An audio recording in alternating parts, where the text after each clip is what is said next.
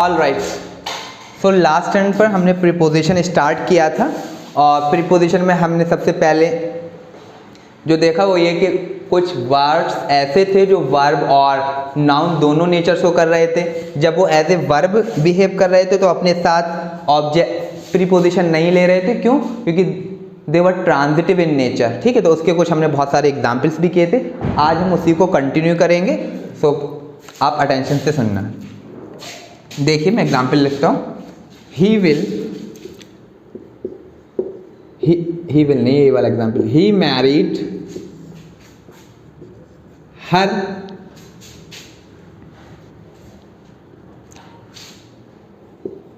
he is married her, she has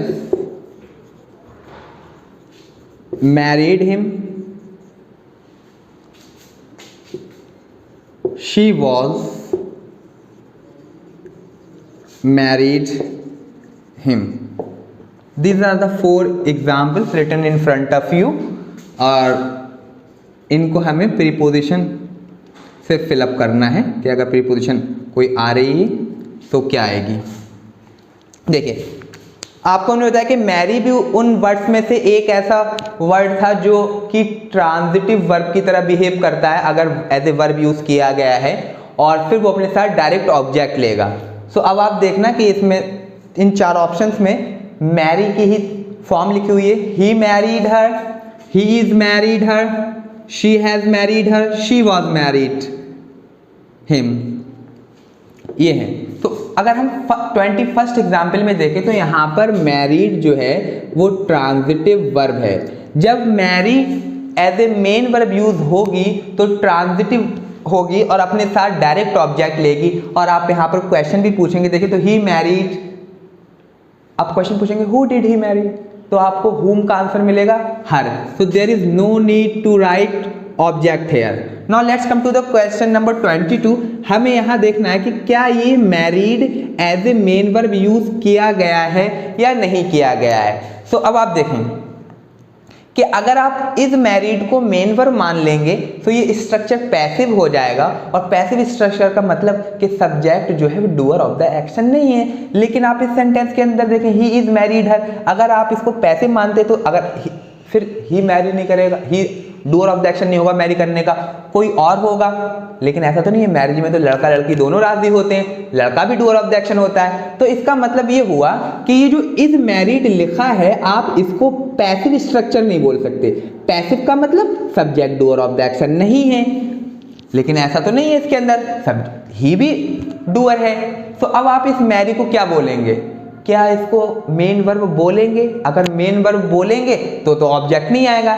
लेकिन यहाँ पर हमें पता चल रहा है कि ये मैरी जो है वो मेन वर्ब नहीं बल्कि पास्ट पार्टिसिपल एडजेक्टिव की तरह बिहेव किया गया है, used predicatively for defining this subject he here. और जब marry as a main verb use होता है तब अपने साथ ऑब्जेक्ट नहीं लेता, इसके अलावा तो लेता है अगर नाउन की तरह यूज हो रहा है या फिर एडजेक्टिव की तरह यूज हो रहा है। तो यहाँ पर इज मैरिड जो है वो मैरिटल स्टेटस दिखा रहा है, मैरिड एडजेक्टिव की तरह यूज हुआ है। तो अब आप इसके साथ टू लगा देंगे।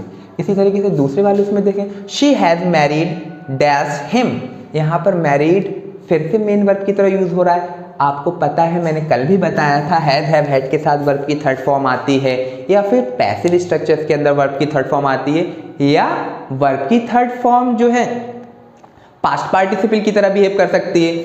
हैज के साथ वर्ब की थर्ड फॉर्म मैरिड, तो ये यहाँ पर मैरिड जो है ट्रांजिटिव मेन वर्ब की तरह यूज हुआ है और जब मैरी मेन वर्ब की तरह यूज होगा तो अपने साथ कोई प्रीपोजिशन नहीं लेगा। अब दूसरे वाले में देखें, शी वाज मैरिड हिम, अगर आप यहाँ को मैरी को जो है मेन वर्ब मान लेंगे तो ये पैसिव स्ट्रक्चर हो जाएगा। लेकिन हमें पता है कि अगर कोई शादी करेगा तो दोनों डूअर होते हैं शादी करने में। ठीक है, तो अब आप यहाँ पर इसको पैसिव स्ट्रक्चर नहीं मान सकते, क्या मानेंगे मैरी को? एडजेक्टिव। ठीक है, और आपको ये बात फिर से बता दें कि मैरी जो वर्ब है उसका पैसिव नहीं बनता। पैसिव ना बनने की वजह यही है कि अगर जब कोई आदमी कोई मैरी होती है तो उसमें ही और शी दोनों ही काम करते हैं। ठीक है, दोनों डूअर ऑफ द एक्शन होते हैं, डूअर ऑफ व्हाट? मैरिज के। ठीक है, तो इसकी वजह से मैरी का पैसिव नहीं बनता। तो अब यहाँ पर ये जो मैरिड है एडजेक्टिव की तरह यूज किया गया है और ये टेंस पास्ट इंडेफिनिट का हो गया, और जब marry as an adjective use होगा तो अपने साथ तो प्रीपोजिशन ले सकता है। तो she was married to him, got it, very good, all right. Now let's move to the example number 25। तो ये मैरी से आप याद रखना कि अगर